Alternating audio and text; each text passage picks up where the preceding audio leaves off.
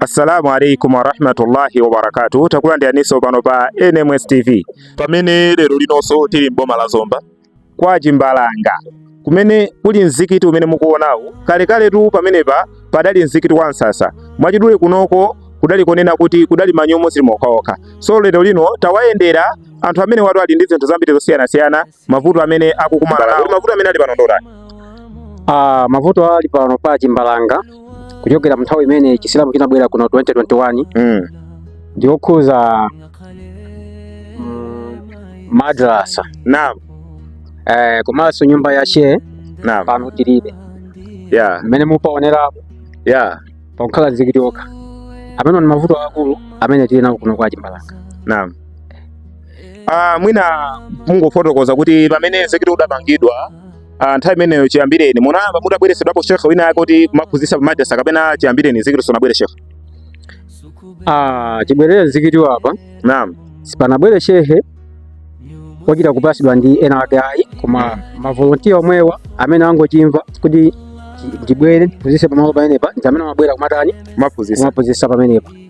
Okay, chabwino. So panopa mwina mwake pa nthawi imene ndakupezani mwina pali wina wake amene akuphunzitsa amene ali volunteer kuti mwina akugwira ntchito ya shekhe panopa koma mwina zingovuta zina ndi zina kapena zikuti bwanji patafotokoza pamene?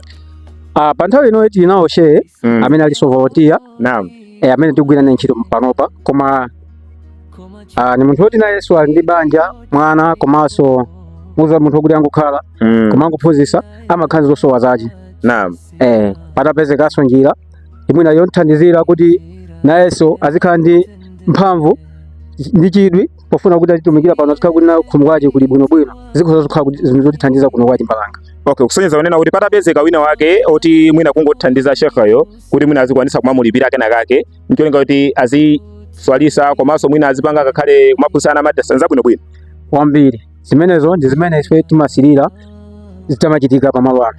Zikoma kwambiri mmene motundi mmene akufotokozera pano kwa Chimbalanga kumene kudali tu manyumo silimokaoka. So lero lino kuli mzikiti koma anthu amenewa akuvutika nkhani yokhuzana ndi shekhe wa pano pa mzikiti. So pali munthu wina amene akuti adazipereka kuti ine ndizingobwera kumaphunzitsa choncho koma amakhala mwina ndi zosowa zosiyanasiyana. So zimenezo zikufunikira kuti mwina mwake apatapezeka wina wake ndi kuthandiza ameneyo ncholinga chonena kuti azikwanisa kuwaphunzitsa anthu komanso ndi kupita zosiyanasiyana kuti ukusa kuthandiza banja lake kuti liziyenda.